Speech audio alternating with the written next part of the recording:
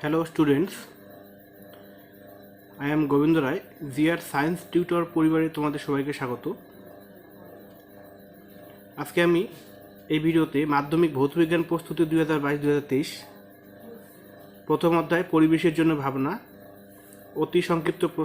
অতি সংক্ষিপ্ত উত্তরধর্মী প্রশ্ন নিয়ে আলোচনা করব। এটা হচ্ছে পার্ট 3 নম্বর ভিডিও। 1 নম্বর প্রশ্নগুলো আছে, দেখো।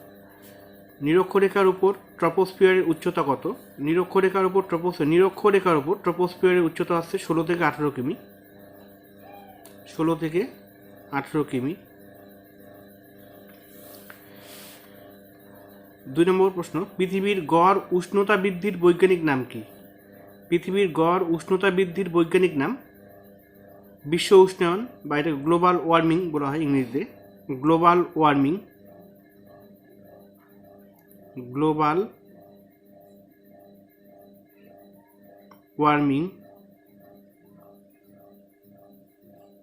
বা বিশ্ব উষ্ণায়ন।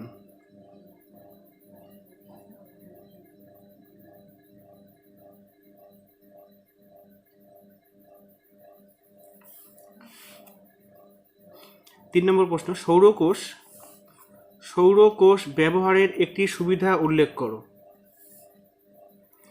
তো সৌর বিদ্যুৎ উৎপাদন ও ব্যবহারে পরিবেশ দূষণের আশঙ্কা থাকে না, মানে সৌর বিদ্যুতে পরিবেশ দূষিত হয় না। তো সৌর বিদ্যুৎ উৎপাদন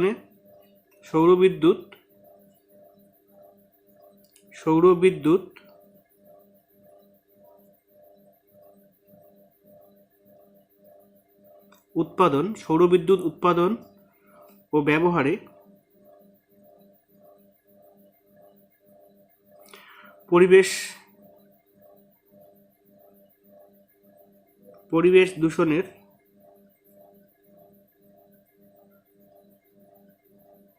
পরিবেশ দূষণের আশঙ্কা থাকে না।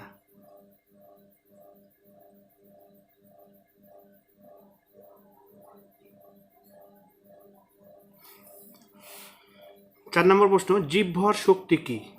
জীবভর শক্তি হচ্ছে জৈব জ্বালানি থেকে সংগৃহীত শক্তিকে সাধারণভাবে জীবভর শক্তি বা বায়োমাস শক্তি বলা হয়। জৈব জ্বালানি থেকে সংগৃহীত শক্তিকে সাধারণভাবে জীবভর শক্তি বা বায়োমাস শক্তি বলা হয়। জৈব জ্বালানি থেকে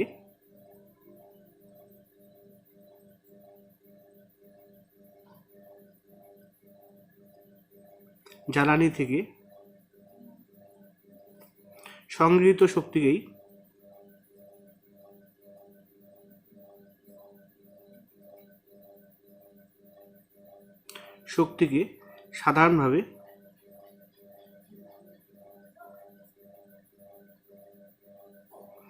জীবভর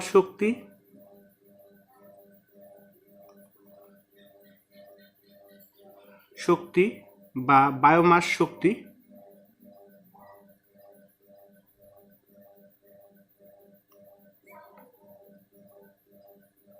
শক্তি বলা হয়।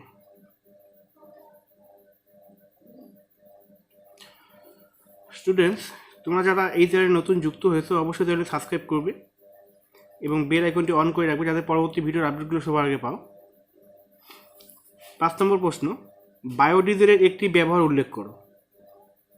জেনারেটর চালাতে বায়োডিজেল ব্যবহার করা হয়।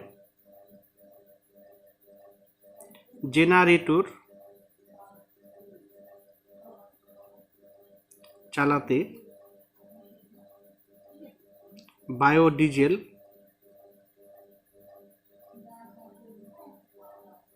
ব্যবহার করা হয়।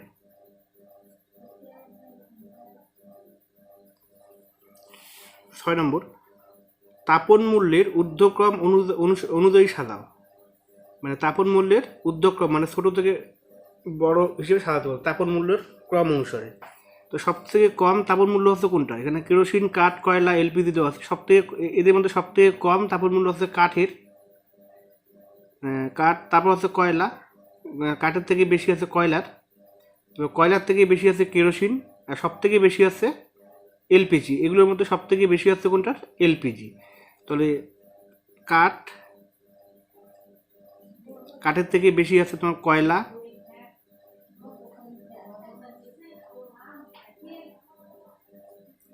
কয়লার থেকে বেশি কেরোসিন,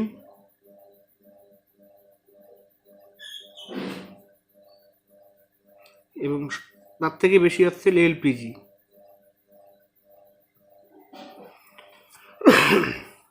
7 নম্বর প্রশ্ন, সৌরকোষে ড্যাশ নামক অর্ধ পরিবাহী ধাতু ব্যবহৃত হয়। সৌরকোষে সিলিকন নামক অর্ধ পরিবাহী ধাতু ব্যবহৃত হয়। এটা অ্যান্সার হবে সিলিকন।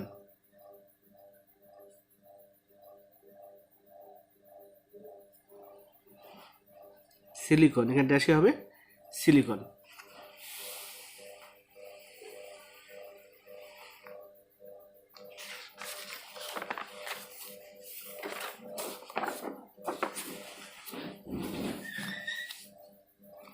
আট নম্বর কোশ্চেন,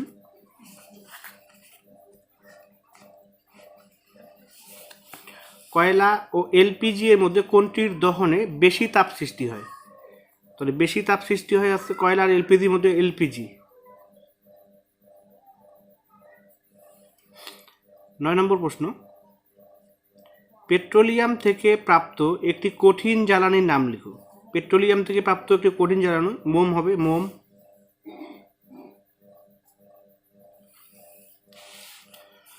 10 নম্বর, বায়ুমণ্ডলের কোন স্তর উষ্ণতা ও জল চক্রকে নিয়ন্ত্রণ করে?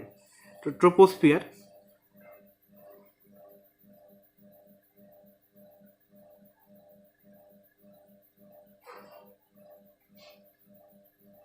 ট্রোপোস্ফিয়ার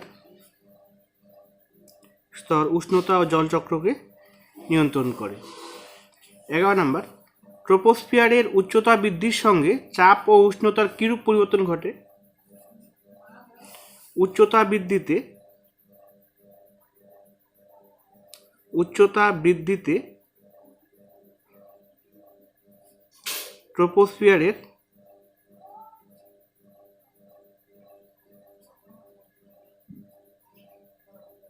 ট্রোপোস্ফিয়ারের চাপ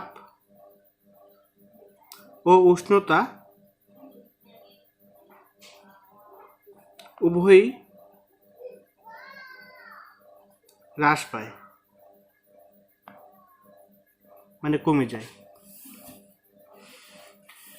12 নম্বর কোশ্চেন, পুনর্নবীকরণযোগ্য দুটি শক্তি উৎসের নাম লিখো। পুনর্নবীকরণযোগ্য শক্তি আছে সৌরশক্তি, বায়ু শক্তি, জয়ভাটা শক্তি, এগুলো হচ্ছে পুনর্নবীকরণযোগ্য শক্তি উৎস। তাহলে দুটি শক্তি উৎসের নাম লিখতে বলেছে, সৌরশক্তি,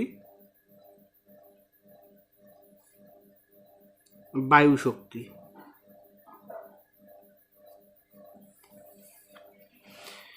পরের প্রশ্ন, সিবিএম কি? সিবিএম আছে কয়লা খনির মিথেন। কয়লা খনির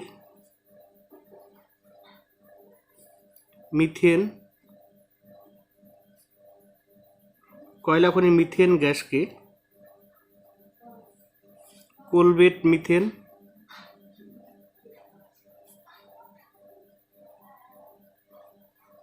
মিথেন বা সিবিএম বলা হয়।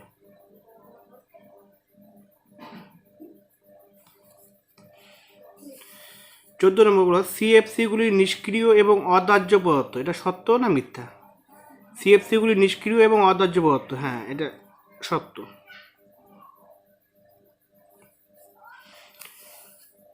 15 নম্বর কোশ্চেন, মন্ট্রিল প্রোটোকল স্বাক্ষরিত হয় কত সালে? 1987 সালে। 1987 মন্ট্রিল প্রোটোকল স্বাক্ষরিত হয়েছিল, 1987।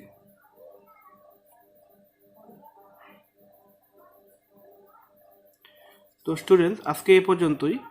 তো তোমরা যারা চ্যানেলটি সাবস্ক্রাইব করো অবশ্যই চ্যানেল সাবস্ক্রাইব করবে এবং পাশে থাকা বেল আইকনটি অন করে রাখবে যাতে পরবর্তী ভিডিওর আপডেটগুলো সবার আগে পাও। আর হ্যাঁ, ভিডিওটি ভালো লাগলে অবশ্যই লাইক, কমেন্ট ও শেয়ার করবে।